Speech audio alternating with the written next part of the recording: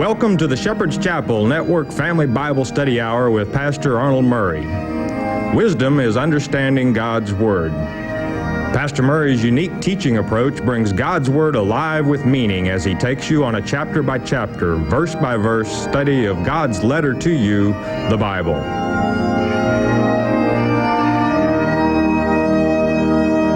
And now here is Pastor Arnold Murray. Good day to you. God bless you. Say welcome to the Shepherd's Chapel. Welcome to this family Bible study hour. The book of Proverbs. Hey, I mean right down where the rubber meets the road. The rules of life. Rules telling you how to get along with your neighbor, how to get along as far as politics are concerned, and even, that's to say, with your government, and also in religion, how you can discern what is and what shouldn't be. So, a fantastic book. Other than that, it needs no introduction. We come to chapter 27, and we ask that word of wisdom from our Father in Yeshua's precious name. Amen. Chapter 27, verse 1, and it reads, "Boast not thyself of tomorrow, for thou knowest not what a day may bring forth." This word boast is maybe not like we might think it. It is a kalal in the Hebrew, and it means to make a foolish show. So there is one thing to declare something, and a person should never boast, as we say in the English, on oneself. But anytime you make a foolish show about tomorrow, all the big things you're going to do, you better remember that God's the one that controls the future. If you're in tune with Him, then you may know what, or pretty close to what tomorrow brings, but you will still leave it in His hands, okay? Verse 2, "Let another man praise thee, and not thine own mouth, a stranger, and not thine own lips." Every time I read this particular parable, I can't help remembering the words of Jesus when He would say, "A prophet among his own family or brethren is without honor." In other words, your own folks, especially Mama's going to be so proud of everything you do if it's just to get up and walk across the floor. And she's going to be very generous with what a great person you are. So it's better that if you're going to have any praises sung about you, it should be someone from far away that looks not at your personal life necessarily, but what it is you're teaching or what it is you're doing, whatever your profession might be. And that way, you know that it's a pretty accurate report on what you specialize in, whether it would be teaching or repairing cooling systems, whatever, engineering, wouldn't matter. But Mama and Daddy are always going to think what you do is A-OK to pump you up and get you on the way. And of course, a word of encouragement is wonderful, but let the praises be from those that really don't know you other than as your profession, because we all fall short, so that kind of takes away from it, doesn't it? Family kind of overlooks many of those shortfallings where somebody else wouldn't. Okay, verse 3. "A stone is heavy, and the sand weighty, but a fool's wrath is heavier than them both." Heavier than who? To the fool? No, to you, if you allow a fool around you. And I like the way, here you got a stone. Why would the Father say sand? Because of the many, many multigrains is probably how often the fool's going to blow his wrath. And when a fool's wrath cuts loose, you never know what's going to happen, what you'll be accused of, or anything else. And it will happen as sand over and over and over. And it's weighty on you, not them, because they will always believe that they're dead sinner right on. Okay? Sorry, friends, that's the way it is. That's life, but you're tough.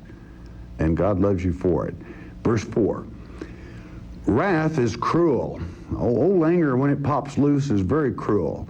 "And anger is outrageous." It's a shame. But who is able to stand before envy? It would be better translated into modern English as jealousy. Who can stand or is able to stand under jealousy? And this is true because jealousy is a sin. It is, if you possess it, the spirit of jealousy. Because wrath, it pops out there, and he's mad, but he's not going to be mad long. It's anger, I'm saying. And it is outrageous. It's bad enough, but jealousy is far worse than that. You know why? He doesn't get over that.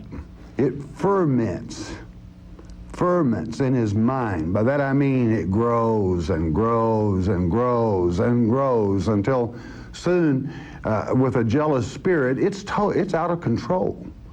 The imagination begins to work, and usually the prime root of jealousy is a person that is not, that has an inferiority complex, that thinks that they are not worthy of that comes to them, and they can't trust love and let that love grow. Now, I suppose that everyone has a little touch of jealousy, but you better thank God that you're not one that has the spirit of jealousy. That's the old fermenting kind. By ferment, I mean it grows. It doesn't just sit idle, and it grows in your head whether you're asleep or awake, and takes the imagination. It's a lot worse than somebody that just pops off occasionally and blows off a little steam and gets over it. And that in itself is bad.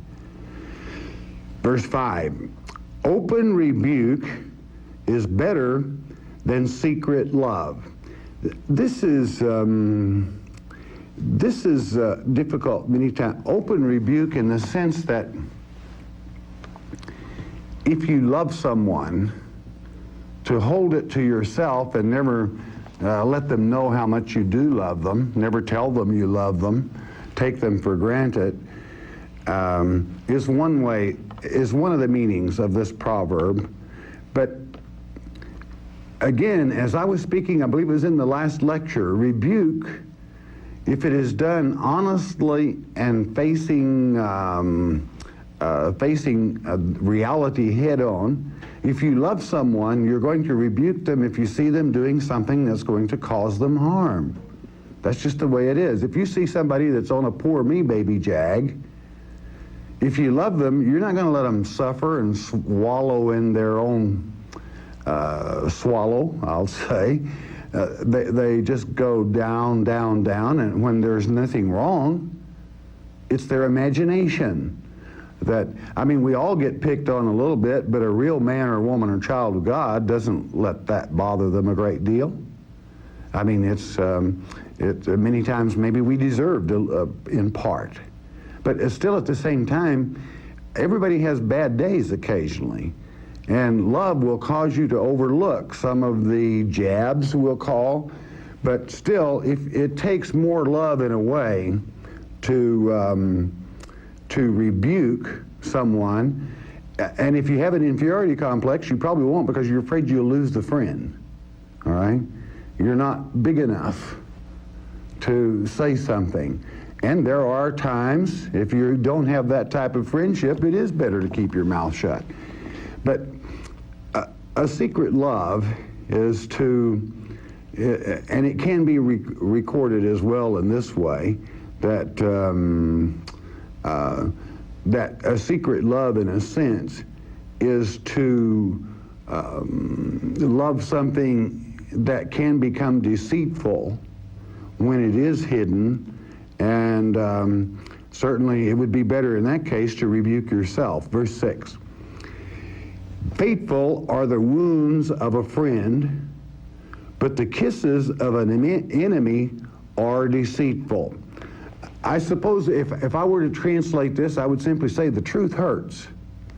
Sometimes the truth hurts, and if a friend loves you and rebukes you, carrying over from the prior one, it's going to hurt. Truth always does hurt, but you're going to grow by it. It's coming from a friend. But somebody that's old, we'll call him Silver Lips, that just really is so slick and just really flatters you right out of your bonnet.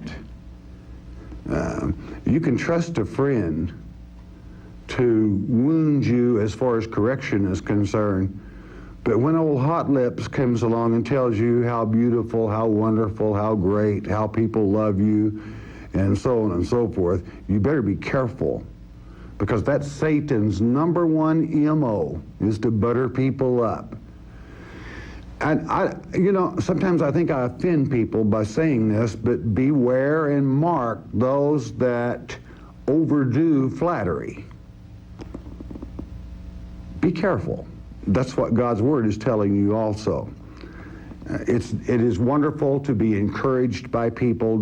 I don't want you to misunderstand, but to over-flatter, that's Satan's trick, all right, his MO. 7. The full soul, or let's think in our minds, the satisfied soul, loatheth an honeycomb. I mean, he's full. He's had all of it. Another bite would make me sick, okay? So, but to the hungry soul, every bitter thing is sweet. In other words, there's an old German proverb that hunger is the best cook, you know? I mean, hunger causes the best cooks, let's put it that way, to the eater, of course. And I suppose there's a lot to that I like to think of this in a spiritual sense, and it's beautiful, and you'll learn a great deal of it if you stop and think. If we were speaking of learning God's truths, and you just were eating, and your table was full, and it was something as sweet and as good for you medically as honey is, then pretty soon in the manuscripts it says the loatheth is that they tromp it underfoot. I just wonder if my little old King James that I have here might, verse 7, treadeth underfoot. That he doesn't take care of it. If he's had all he wants, he'll take the comb, throw it down, and walk over it, going on about his business. Well, sometimes if you are fed well, if you're not careful, you begin to take things for granted. And you can become complacent and not relish the sweetness of God's Word to your soul if you're fed well. So see that doesn't happen to you. It is a dangerous thing. But when you're hungry for the truth, and your soul hungers, and that's why I'm adding this spiritual connotation, because that's what it's talking about. Even the bitter in truth, it's good, it's sweet. And naturally, all of you, your minds go to the scripture where he says, eat the book. It was sweet in my mouth, but bitter to my stomach. Sometimes God's word is the truth. The truth, as I stated from verse 5, hurts. And I'm sorry, from verse 6. The truth sometimes hurts, but for one that really loves you, the truth is going to come forth. All right, verse 8. As a bird that wandereth from her nest, so is a man that wandereth from his place. Why? Now always look at when you're studying a proverb, always look at the natural thing that you can see every day or have experienced in your life. A bird that wandereth, and the wandereth means that he's cast from the nest and really there is no return. He's gone, okay, from the nest. And a bird, even away from the nest, is more easily wounded or ensnared or trapped than it is near the nest. And grounds and that have experience has said where dangers are and so forth. When you're wandering, you're going into places that you're not familiar with the danger. Well, so it is for a man that wandereth from his place. I mean, there are so many things that can happen to you, such as loneliness, many of the emotions of being away from home, that you're a setup for trouble sometimes. How wonderful it is that God takes these simple things of nature and then applies them to man, and it makes the truth a double truth and brings it right down into simplicity that only our Father can teach. So, when you're away from home, be real careful. The possibility, and I repeat, possibility of you falling in harm's way increased tremendously. Verse 9. Ointment and perfume rejoice the heart. So doth the sweetness of a man's friend by hearty counsel. Naturally, you know what a good fragrance can do for a room or for a person. It does that for your heart. It puts you, sometimes mood swings can even take place at that time. The sweetness of a man's friend by hearty counsel means sweet encouragement. I mean, on a day that you feel down just a little bit, a friend that really loves you and knows what you're capable of. Because see, anytime you get down, I don't care what your capability is, you're going to fall short. I mean, in other words, you're not up to par. And bad things accidents or mistakes can happen so easily when you're not up to par. But the sweet encouragement of a friend, hey, it's going to be all right.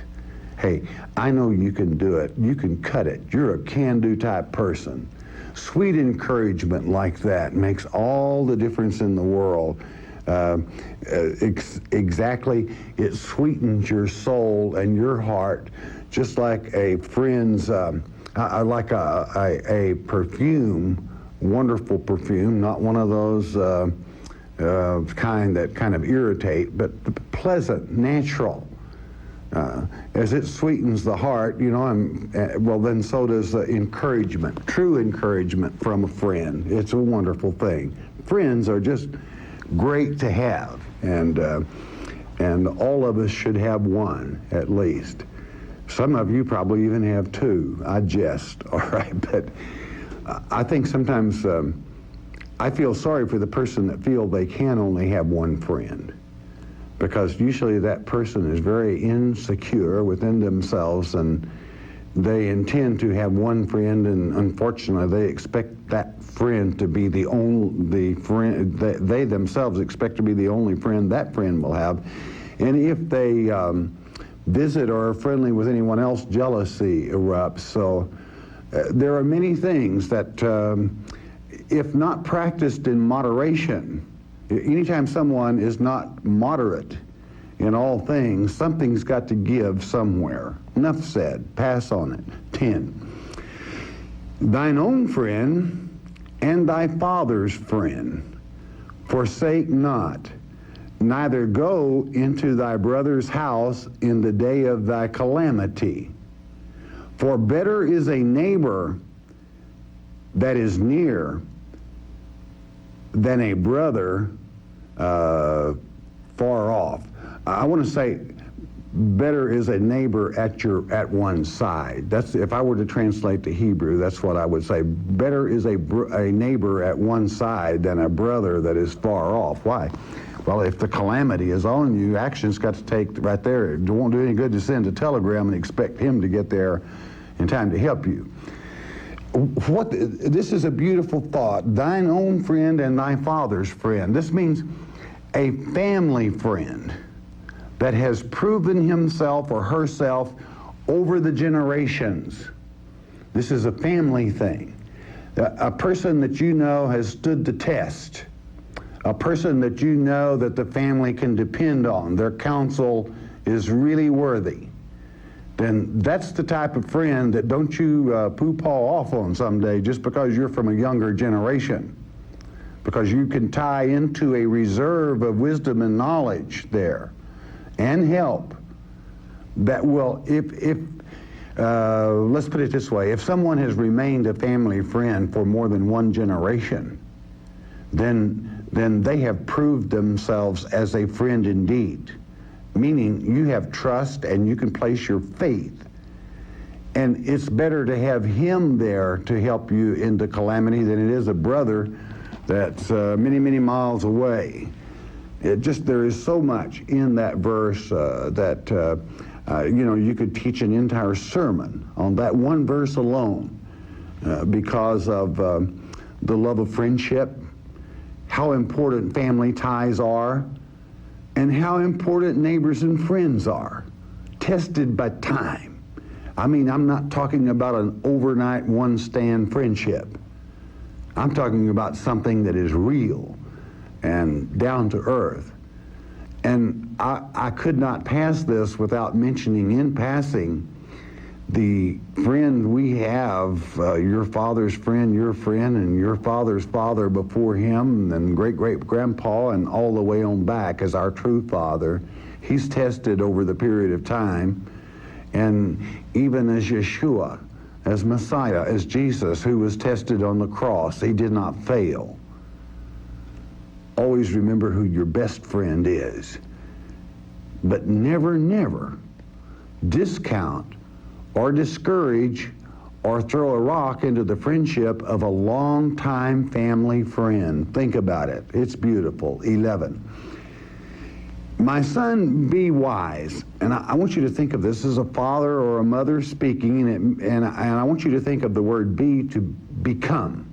My son, become wise, and make my heart glad, that I may answer him that reproacheth me.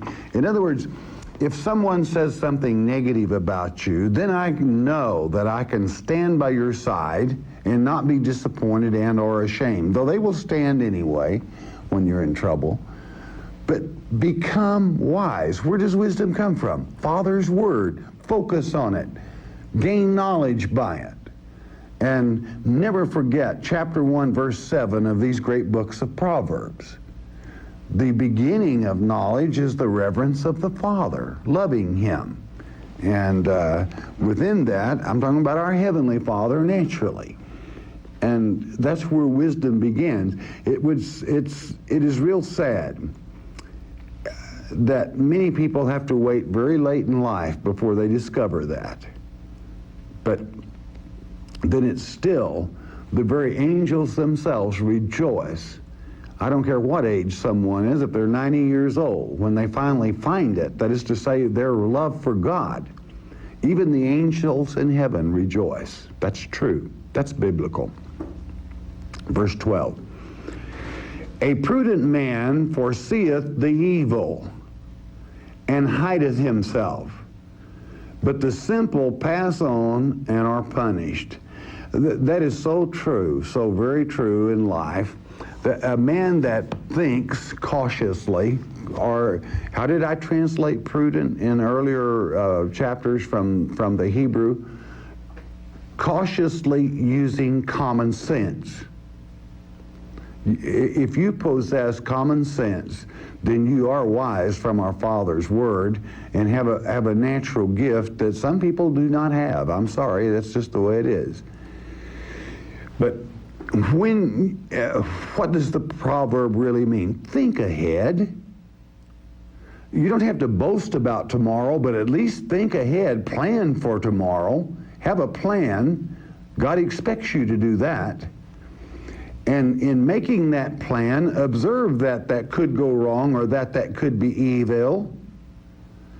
And either cut through it, go over it, go under it, or go around it, but bypass it or destroy it, but don't let it affect your life.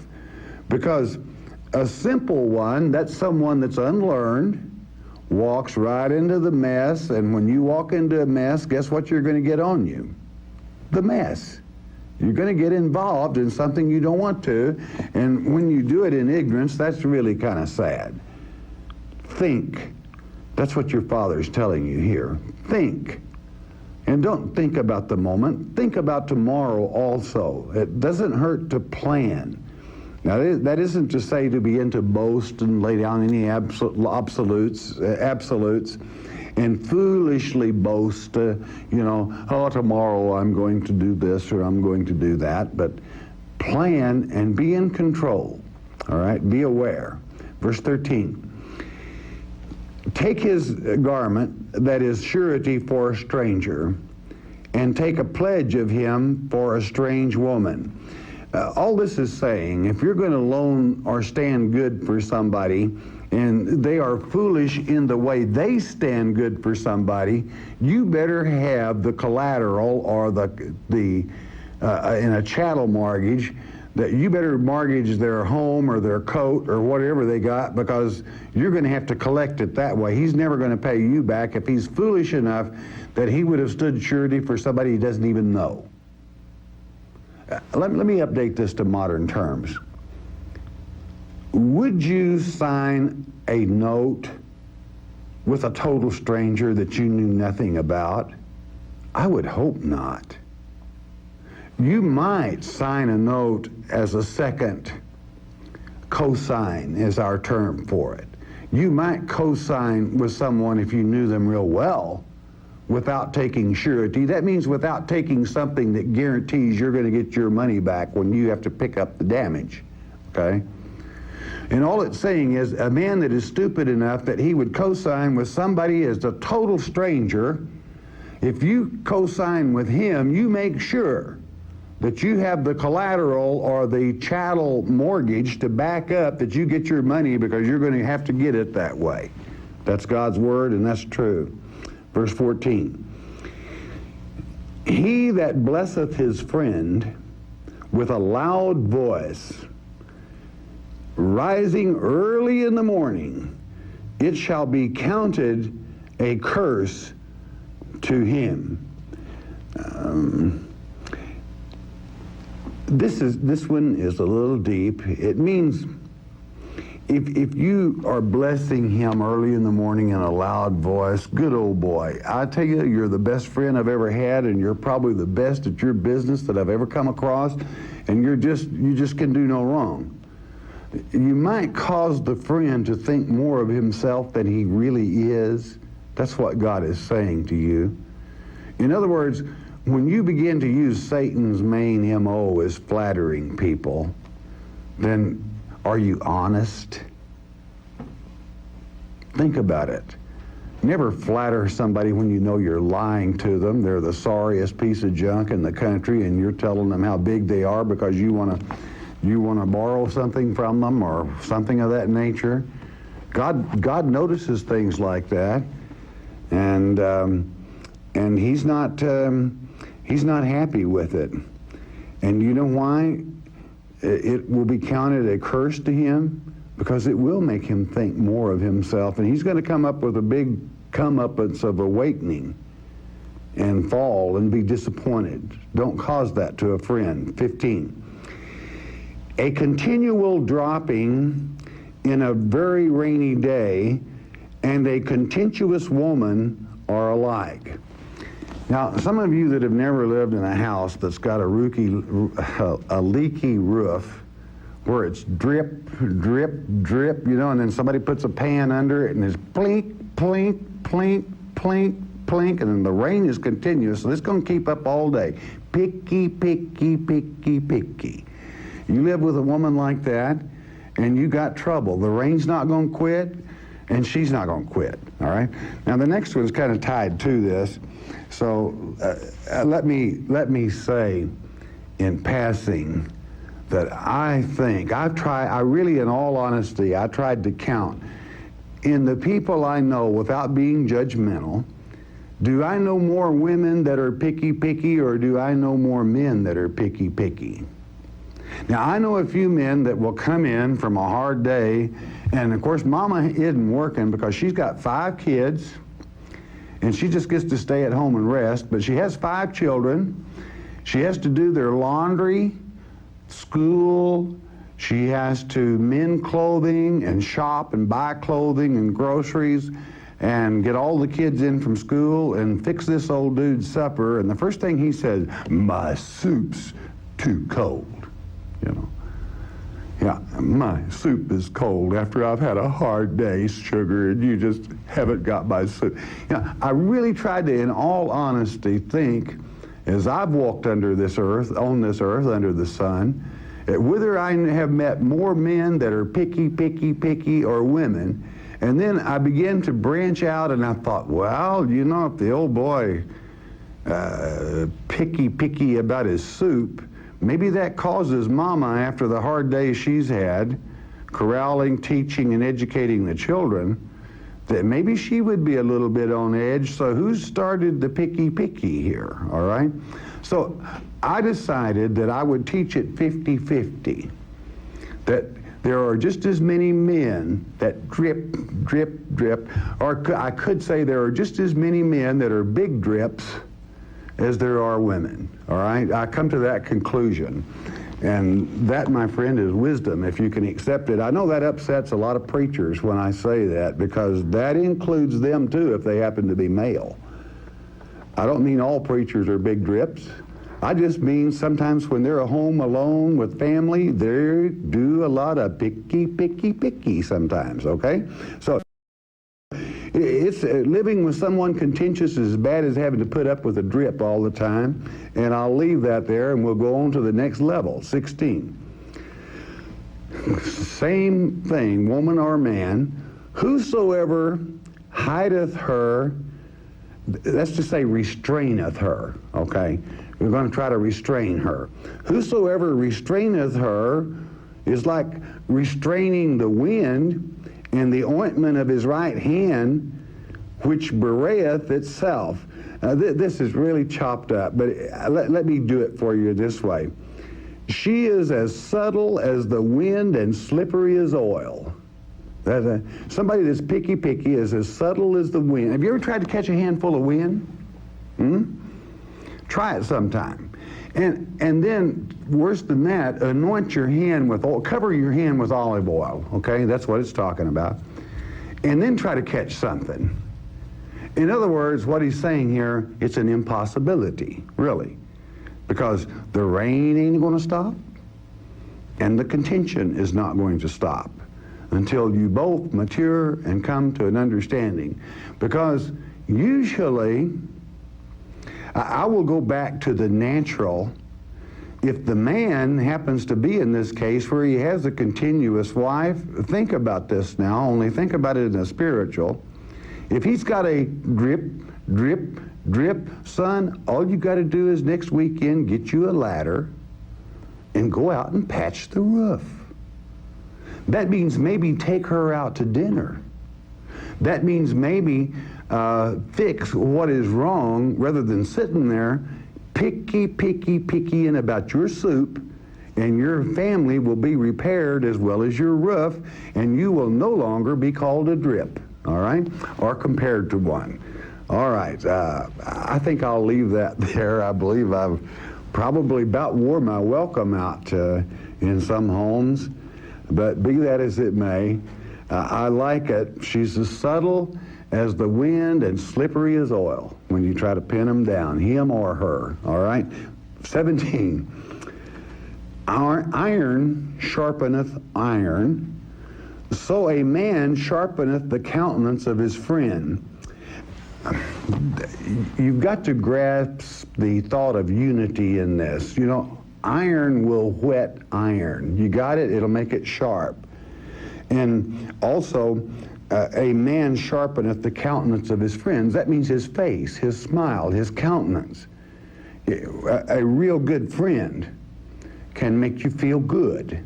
And when you are a perfect union, all right, togetherness, all right, there's nothing as good as a good neighbor or a friend as far as being together is concerned. Understand what I'm saying. 18.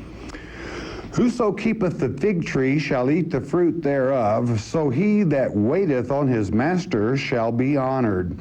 Or he that hath taken care of the fig tree, you're going to eat the fruit. But if you if you watch the fig tree and it needs water, you give it water. And if you do that and you take care of it, you might even have good figs, or if it happens to be tomato plants, you might still have good tomatoes yet to this time of the year if you've watered it well because you watched it. And likewise, the parable is, if you watch your master, that is to say his needs, what it is he needs to operate or function, you're going to be honored. Why? He's going to appreciate you one whole big bunch, and you're going to have the fruit of that relationship also. 19. As in water face answereth to face, so the heart of man to man. I apologize. I really do. That's often this is a most beautiful parable in thought, but I'm sorry the translation did not come through in English. Now, first of all, how can water face answer to face? What's that? Water face? Who has a water face? Are you insulting me? No, that's not what it means at all. In other words, let me put it this way, and let's see if you can figure it out for yourself. If you go out in the early morning in a clear stream and you look down into the water, what do you see? You see yourself face to face. Add the word mirror, okay? That water mirrors your face, and it answers to your face. If you've got if you have a little gravy left over on this side, you say, well, my face has gravy on it, all right? I probably should have. In other words, you learn about that face because the water makes a mirror. So the heart, now we're switching now from face to the heart, so the heart of man to man. In other words, a man sees his own heart through another's heart. Do you understand that? Can you see the beauty in that parable? That is such a beautiful parable. You can see your own heart through the heart of another man. Why? Because of discernment, friendship, loyalty, and so forth. When you discern the entire thing. Verse 20, hell and destruction are never full, so the eyes of man are never satisfied. Man can never really get enough, so watch that. Be moderate in all things, all right? Don't try to do things overnight, all right? It takes time, and be patient. Don't be greedy. 21. As the fining pot for silver and the furnace for gold, so is a man to his praise. So let a man be to the lips praise to him. In other words, if the fining pot for silver and the furnace for gold, remember those two, so is a man to his praise. So let a man be to the lips of praise to him. It can be beautiful. If you're doing it yourself, you shouldn't praise yourself. It isn't becoming. Verse 22, though thou shouldest bray a fool in a mortar among wheat with a pestle, yet will not his foolishness depart from him. Some people call this pestle or pestle. Either is correct and it's all right. What is it? What is bray, first of all? It's to pound. Do you know what a mortar is? I've been out on enough documentaries where you've seen these holes in the ground in the stone where Indians have taken a club, which is a pestle, and pounded that corn or grain or wheat or flour seeds or whatever and made a meal out of it. It's thrashing, all right, and grinding. So what it's really saying is no amount of grinding will get rid of a fool's folly. All right, isn't it beautiful? It really is. 23, be thou diligent to know the state of thy flocks and look well to thy herds. You take care of what you got, okay?